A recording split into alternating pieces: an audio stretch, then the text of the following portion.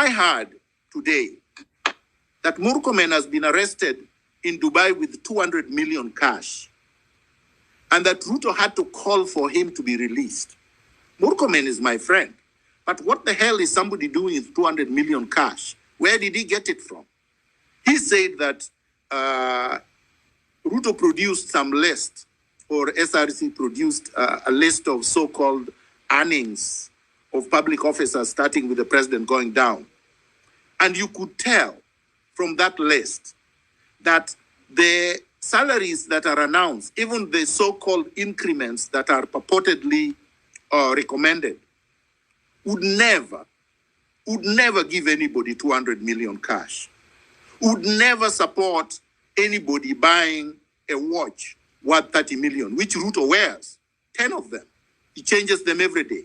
Remember, in Latin America, a president was arrested just recently for her gold watches. I hear you have a president who is borrowing trillions and taking jet of 200 million and wearing watches worth 30 million and shoes worth 2 million each. And nobody seems to be bothered. And his salary is supposed to be 1.5 million per month. It's not possible unless you're a thief. And we know that Ruto is a thief. And we know that Rigiji is a thief. And we know that most of the people working for him are thieves. Let's call it what it is. These people are looters. Why are we allowing looters to continue looting when majority of our children are unemployed, cannot get anywhere to work? Why shouldn't these kids and the people who are unemployed say, look, we want our country back so that we can also make a contribution to national development? You're not going to do that if you're not working. And what are you going to do when you say you're going to re-strategize? You're going to sit at home? What are you going to do? What are you going to eat as you quote-unquote re-strategize?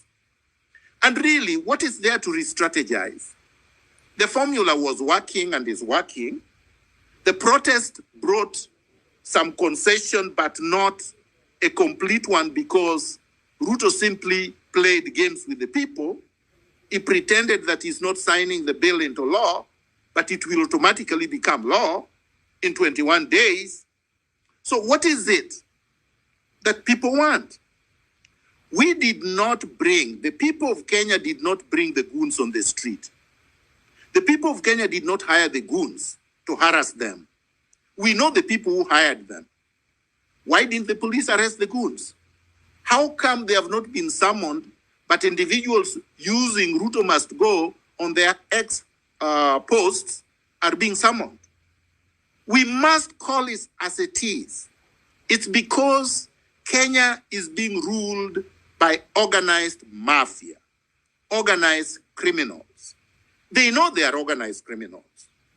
They don't make no fuss about it. And if we allow ourselves to be divided over pettiness, over parochialism, over things that don't matter, then we have to say we are ready to be slaves for the rest of our lives, and that you're going to have goons and thugs and crooks ruling over you, lording over you, exploiting you, looting from you for the rest of our lives.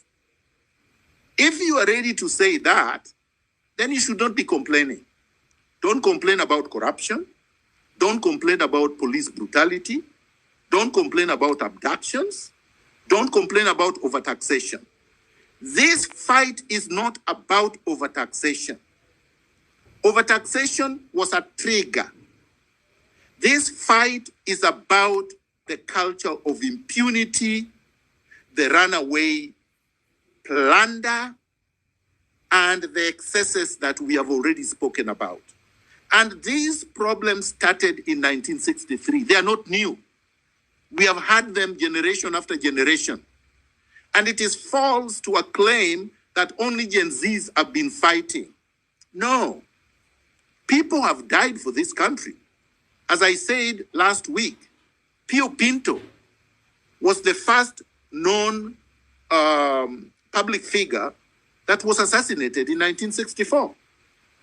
His family have not received justice. James Kariuki's family have not received justice. Kungu Karumba's family have not received justice. The families of Arwen Skovek have not received justice. Dr. Robert Uko's family have not received justice. Dr. Odhiambombai's family have not received justice. Chris Musando's family have not received justice. And I could go on and on. Baby Pendo, all of them. There are many. Yes.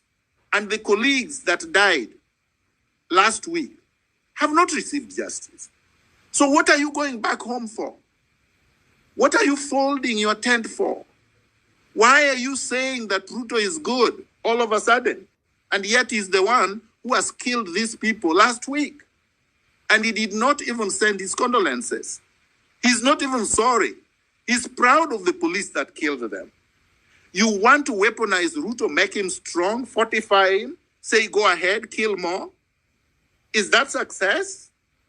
So anyone who is talking about let's fold it, let's leave this, we have achieved our aim, was never ever in the struggle, was not genuine from day one. We have to say it as it is. Some people are saying, oh, Miguna is opportunistic. Opportunism are the people who are eating with Ruto. And opportunism for what? There is no organization here to lead. We don't have an organization. There is no government to be opportunistic about. We don't have elections. So what is it that we are opportunistic about?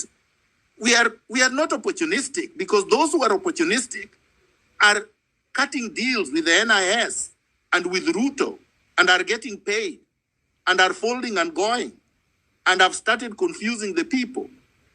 Let these people not confuse us. Let them not bring division.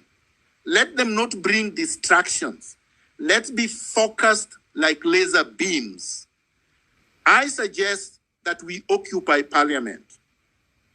Other people can suggest other things. The reason is that legislation cannot go on. Members of parliament, the majority of them, I believe right now, will either join the people or they will run and go hide. But already, parliament was occupied. Already, parliament symbolizes the passage of the finance bill 2024, the rogue parliament. Already, parliament is emasculated. So we can use parliament as a symbol. If Uhuru Park was open, you could go to Uhuru Park. If there was other public spaces that symbolizes the government, we could go there. But for now, it has to be one place because if we are scattered, these people will pick us one at a time and then disintegrate us, and then we will achieve nothing. Then we will not be able to bring justice to those who died. Finally, I suggest that all of us use Ruto must go. That is an insurance policy and a protection of the people that is picking one at a time to subject to brutality in the colonized courts. Thank you. Thank you, Daktari. Do you have some follow-up question? Can you hear me, Dr. Miguna? I can hear you. I can hear you very well. Go ahead, Woodapala. Okay, yeah, I wanted another co-host. That's good. We have a new co-host. Now, all I wanted to ask, can the Law Society help us in case of the people who are getting abducted? Because that's another thing that is killing the momentum. What can the legal minds that we have in Kenya help us in this case?